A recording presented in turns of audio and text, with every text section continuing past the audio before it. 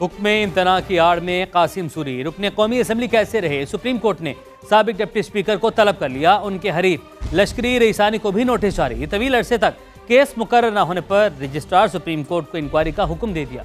Chief justice काजी फैज ईसा ने remarks दिए। कासिम सूरी ने स्टे ऑर्डर पर होते हुए तहरीक अदम एतमाद को रोका। क्यों ना उनके खिलाफ आइन शिकने की कार्रवाई की जाए। रिपोर्ट करेंगे सुहेल रशीद। कासिम सूरी की एनए 265 में दोबारा इलेक्शन के फैसले के खिलाफ अपील पर समाअत। चीफ जस्टिस काजी फैज ईसा ने साबिक डिप्टी स्पीकर कौमी असम्बली के खिलाफ आइन शिकनी की कार्रवाई का इंदिया दे दिया। चीफ जस्टिस ने सवाल उठाया कि साबिक डिप्टी स्पीकर हुक्म इम्तना लेकर रुकने कौमी असम्बली कैसे रहे? तहरीक अदम एतमाद को रोकने के साथ आईनी बहरान भी पैदा किया गया। इस पर क्यों ना आइन शिकनी की कार्रवाई शुरू की जाए। अदालत की कासिम सूरी को दस्तखत के साथ जाती हैसियत में जवाब जमा कराने की हदायत। कासिम सूरी के हरीफ लश्करी रईसानी को भी नोटिस जारी। चीफ जस्टिस ने दरखास्त गुजार के वकील नईम बुखारी से कहा, आप कहते हैं केस गैर मुअस्सर होने पर घर चले जाएंगे, तो ऐसा नहीं होगा। सुप्रीम कोर्ट के साथ हेरा फेरी बहुत हो गई। इस इदारे की तबाही आपकी भी तबाही है। हम खुद से भी खफा हो रहे हैं कि हमारे इदारे के अंदर हेरा फेरी हुई।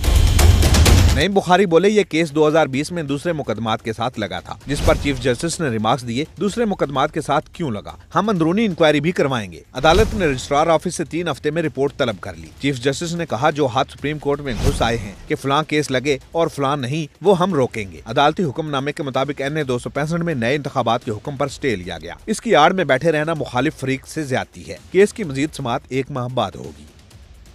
सुप्रीम कोर्ट ने इस्लामाबाद हाई कोर्ट के साबिक जज शौकत अजीज सदीकी की बरतरफी के खिलाफ अपील पर फैसला महफूज कर लिया। फ्रीकैन के वकला से 3 सवालात के तहरीरी जवाब 3 हफ्तों में तलब कर लिए गए। पूछा, क्या इंक्वायरी के बगैर जज को बरतरफ किया जा सकता है? क्या मामला सुप्रीम जुडिशल काउंसिल को भेजा जा सकता है? और क्या तकरीर का मिसकंडक्ट तस्लीम कर लेने पर इंक्वायरी की जरूरत बाकी थी? चीफ जस्टिस काजी फैज ईसा ने रिमार्क्स दिए। जवाबात का जायजा लेकर जरूरी समझा तो अदालत दोबारा बैठ सकती है।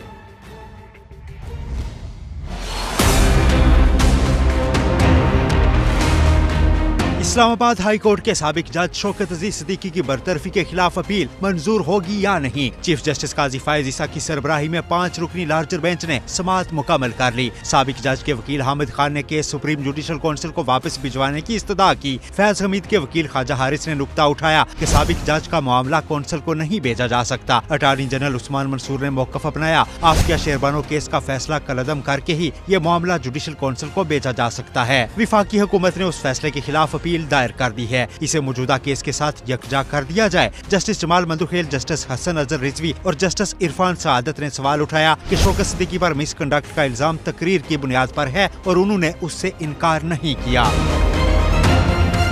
चीफ जस्टिस काजी फैज ईसा ने रिमार्क्स दिए, शौकत सिद्दीकी जो कह रहे हैं दूसरे उसे जुटला रहे हैं, मगर इल्जामात संगीन हैं। किसी जज को अगर महज तकरीर पर बरतरफ कर दिया जाए तो आधी अदलिया घर चली जाए। हो सकता है मायूसी सतह पर चली गई हो कि अवाम में जाने का फैसला किया हो। ताहम जुडिशल काउंसिल बाइख्तियार आईनी इदारा है और सुप्रीम कोर्ट उस पर निगरान नहीं। यह अदलिया समेत 2-3 आईनी इदारों का मामला है। कौम सच जानना चाहती है और हमारी तरफ देख रही है। एहतियात से चलना होगा ताकि इदारों के दरमियान आईनी तवाजुन बरकरार रहे। चीफ जस्टिस ने फैसला महफूज करते हुए 3 सवालात वकला के सामने रख दिए।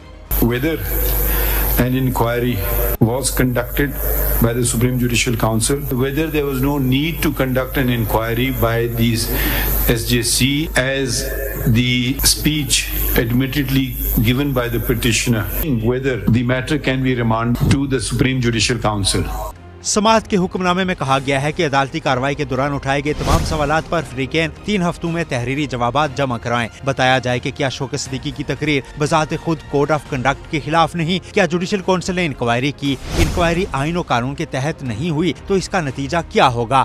शौकत सिद्दीकी की उम्र 30 जून 2021 को 62 साल मुकम्मल हो चुकी। उनकी अपील अब मंजूर हुई तो क्या रिलीफ दिया जा सकता है? फैसला महफूज है। जवाबात का जायजा लेकर जरूरी समझा तो अदालत दोबारा बैठ सकती है। कैमरामैन अवैस काजी के साथ सुहेल रशीद, समा, इस्लामाबाद। वफाकी हुकूमत ने सुप्रीम जुडिशल काउंसिल को रिटायर्ड या मुस्ताफी जज के खिलाफ कार्रवाई से रोकने के हवाले से आफिया शेरबानो केस में 3 रुकनी बेंच का फैसला चैलेंज कर दिया। प्रैक्टिस एंड प्रोसीजर कानून के तहत सुप्रीम कोर्ट में दायर अपील में वफाक की जानिब से सुप्रीम जुडिशल काउंसिल और रजिस्ट्रार सुप्रीम कोर्ट को फरीक बनाया गया। हुकूमत की जानिब से इस्तदा की गई है कि असूल तय किया जाए कि मुस्ताफी होने के बावजूद जज के खिलाफ कार्रवाई जारी रह सकती है। अपील में 27 जून 2023 का फैसला कलअदम करार देने की इस्तदा भी की गई है।